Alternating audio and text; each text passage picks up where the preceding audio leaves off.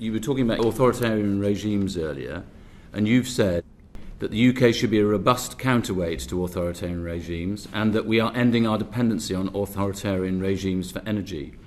How would you describe the Gulf states? I would describe the Gulf states as partners of the United Kingdom. We're currently negotiating a trade deal with the GCC.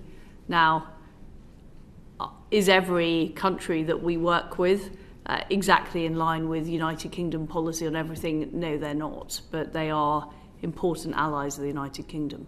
Hang on, Mohammed bin Salman, responsible for the murder of Jamal Khashoggi, no? Yeah? What I would say is that Saudi Arabia is an important partner of the United Kingdom. 81 executions all on one day in Saudi Arabia, and you don't think that that's an authoritarian regime? What I'm focused on is making sure that we are dealing with the major threats to the world. The number one threat we're dealing with at the moment is the threat from Russia. In order to do that, we need to make sure that we have alternative energy sources. And one of the key sources of energy is the Gulf region. We're not dealing in a perfect world. We're dealing in a world where we need to make difficult decisions.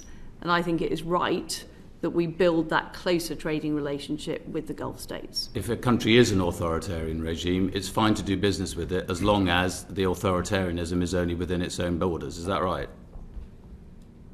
What we're facing with Russia is a regime that is actively seeking to invade sovereign nations and create a greater Russia, recreate the former Soviet Union.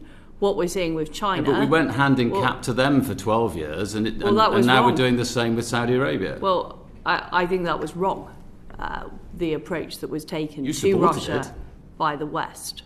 It was wrong. In the Gulf trade document that you just published, you say the government will continue to hold those who violate human rights to account. How are you doing that in the Gulf states at the moment? Well, these issues are raised regularly with the relevant ministers and leaders who we meet in the Gulf states. I have personally, yes. Well, your spokesman said that you hadn't. So what's the last human rights issue that you raised with a Gulf state leader? I'd have to come back to the committee on the precise timing of that, but I certainly have raised it. Just tell us anything that you've said on human rights. Well, I certainly have raised it when I was in... Go on, tell us one now. I'm just trying to remember my most recent visit, but I can assure you I have raised it, and I will write to you with the details. You can't remember a single human rights issue that you've raised with a Gulf state leader?